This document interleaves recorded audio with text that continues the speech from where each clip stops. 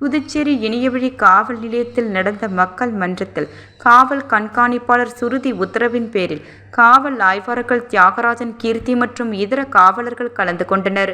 30க்கும் மேற்பட்ட பொதுமக்கள் கலந்து கொண்டு தங்களுடைய வழக்கு சம்பந்தமாக குறைகளை தெரிவித்தனர். உடனடியாக அந்த புகார்கள் மீது நடவடிக்கை எடுக்கப்படும் என ஆய்வாளர்கள் தியாகராஜன் மற்றும் கீர்த்தி உறுதியளித்தனர். மேலும் பொதுமக்கள் தவறவிட்ட 10 செல்போன்கள் கண்டுபிடித்து ஊரியவர்களிடம் ஒப்படைக்கப்பட்டது. அதன் மதிப்பு 3,50,000 ஆகும்.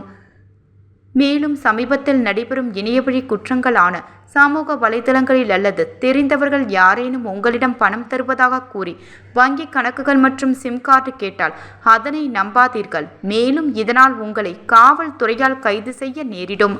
வீட்டிலிருந்தே சமூக வலைதளங்கள் மூலமாக அதிக பணம் சம்பாதிக்கலாம் என்று பகுதி நேர வேலை வாய்ப்புகள் வழங்குகிறோம் என்று ஆசை வார்த்தைகளை கூறினால் அதனை நம்பி யாரும் பணம் செலுத்தி ஏமாற வேண்டாம்.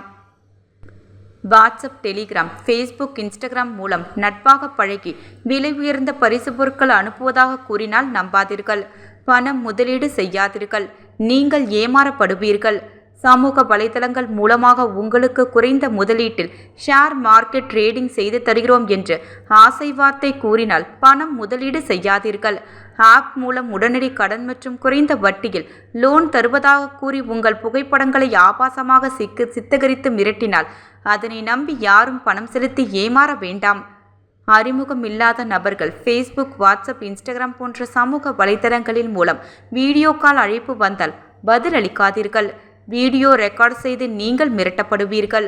உங்கள் வங்கிக் கணக்கு சஸ்பெண்ட் செய்வதாக கூறி வாட்ஸ்அப் மூலமாக ஏதேனும் லிங்க் மற்றும் ஆப் மெசேஜ் வந்தால் அதனை கிளிக், இன்ஸ்டால் செய்யாதீர்கள்.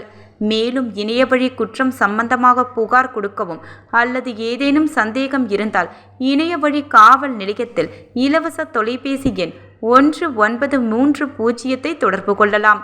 இவ்வாறு அவர்கள் தெரிவித்தனர்.